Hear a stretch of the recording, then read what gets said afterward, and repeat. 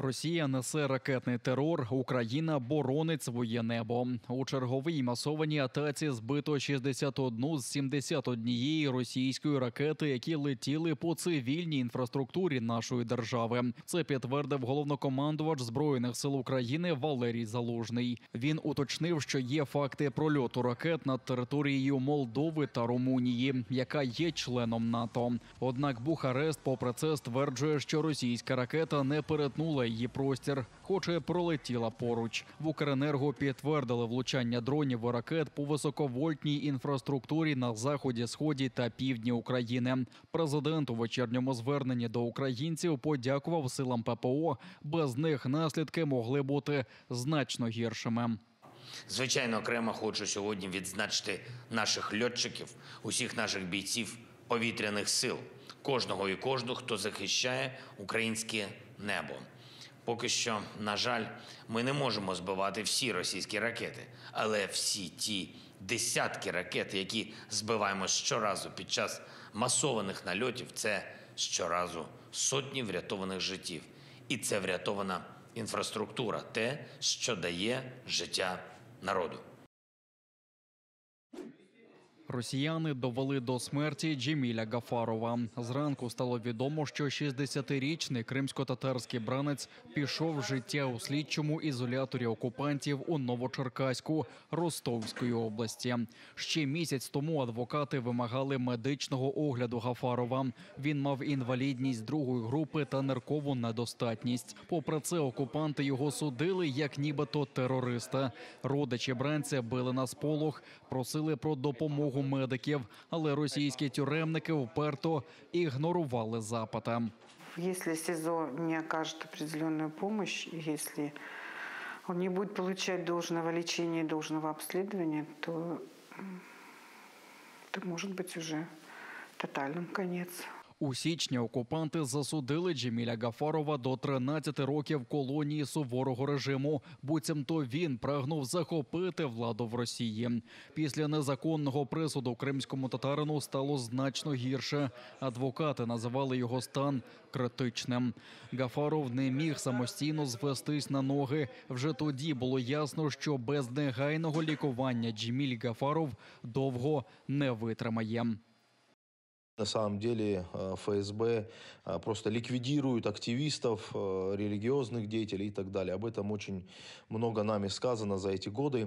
Вот. По поводу самого Джемиля Гафарова, надо сказать, что он является инвалидом. Этот человек до ареста перенес инфаркт, будучи в следственном изоляторе, где абсолютно невыносимые условия содержания. Его здоровье только ухудшалось. Все, что делается против него, просто его убивает. И для него 13 лет – это просто смертельный приговор.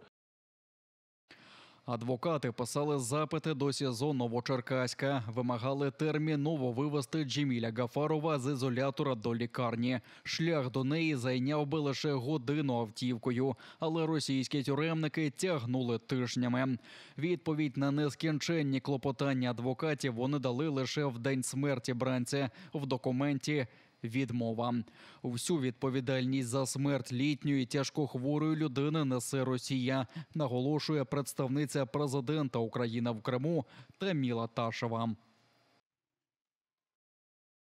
Тероризмом в Росії називають сповідування своєї релігії, слідування цінностям і принципам і просто тому, що ти кримський татарин і громадянин України.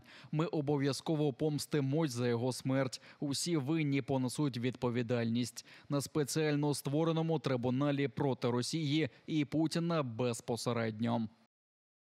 Поки Джеміль Гафаров помирав у російській катівні, окупанти бездіяли. Ігнорували навіть заклики дипломатів. Окремою заявою Міністерство закордонних справ Туреччини наполягало на звільненні кримсько-татарських бранців, яких окупаційний Ростовський суд покарав 13 роками колонії. В своєму останньому слові на судилищі Джеміль Гафаров говорив, що лише хотів бути корисним громаді, своєму народу та рідному Криму. Однак усе змінили окупанти, які вдерлися до оселі його родини у Строганівці під Сімферополем у березні 2019 року. Це була наймасовіша облава ФСБ у Криму. У січні цього року його незаконно судили разом з Арфаном Османовим, Сейраном Муртазою, Алімом Карімовим та ще одним літнім бранцем – Серветом Газієвим. До слова, він теж потребує негайного лікування. Росіяни марно намагаються зламати український спротив на Донеччині. Мали спроби наступати на Харківщині та Луганщині, кажуть у Генеральному штабі. Однак, діставши тягла, забралися геть. Найскладніша ситуація у Бахмуті. Ворог тисне значними силами, не рахуючи втрати. Українські воїни тримають оборону і відбивають спроби окупантів просунутися зі сходу, півночі та півдня. Загалом на найгарячіших ділянках Східного фронту відбито 12 атак москолоти. Російські загарбники продовжують здійснювати фільтраційні заходи на тимчасово зайнятій території Херсонської області. Так, в місті Гола Пристань співробітники ФСБ Російської Федерації проводять перевірки документів та особистих речей місцевих жителів. Особливу увагу приділяють телефонам. З метою поповнення втрат до населеного пункту Мирне Запорізької області російські окупанти привезли найманців з так званого ПВК «Вагнер» з числа завербованих ув'язнених. Майже 4 дні під завалами з маленькою дитиною. Рятувальникам в Іскандеруні на півдні Туреччини вдалося визволити з пастки українку Олену Акгьол та її 4-річного сина Юкселя, повідомляє CNN Тюрк. Рятувальники почули голоси родини під завалами їхньої власної оселі. Фахівці з пошуково-рятувальної групи змогли розчистити вузький прохід. Першим звільнили маленького Юкселя, а невдовзі і його мати Олену. Ймовірно, їх поховало під руїнами будинку ще в понеділок, коли південний схід Туреччини сколихнули 2 потужні землетруси. Загинули більше 17 тисяч людей. Інформація про смерть 2 українців під завалами не підтвердилась. Турецький уряд визнав катастрофу найруйнівнішою за останнє століття. Українські рятувальники допомагають у пошуках постраждалих. Вже друга група фахівців Державної служби з надзвичайних ситуацій рухається від Анкари в провінцію Хатай на спецтехніці. Вони долучаться до українських надзвичайників, які дістались туди літаком і долучились до пошуково-рятувальної операції. Дуже співчуваємо громадянам Туреччини, що потрапили в таку страшну біду. Але ми, незважаючи, що в Україні війна, сьогодні готові допомогти турецькому народу. Ми прибули для цього. Україна відрядила на допомогу Туреччині 87 рятувальників, 16 спецмашин, 2 літаки ДСНС та 10 спеціально навчених службових собак, які допомагають у пошуках тих, кому пощастило вижити.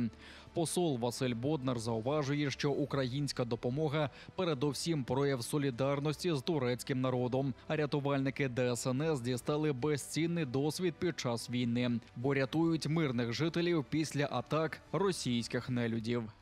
Дійсно, важка дорога, але потрібна.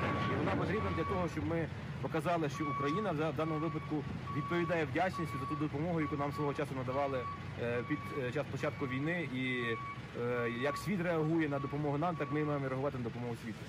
Дипломати та співробітники посольства України в Туреччині також зібрали гуманітарну допомогу, яка може знадобитися при роботі в зоні лиха. Гуманітарне становище в Туреччині залишається складним через зруйновані шляхи. На допомогу турецькому народу, крім України, прийшли ще 44 держави світу. До порятунку долучились Сполучені Штати, Ізраїль, Індія, Єгипет і навіть Греція, яка має напружені стосунки з Анкарою.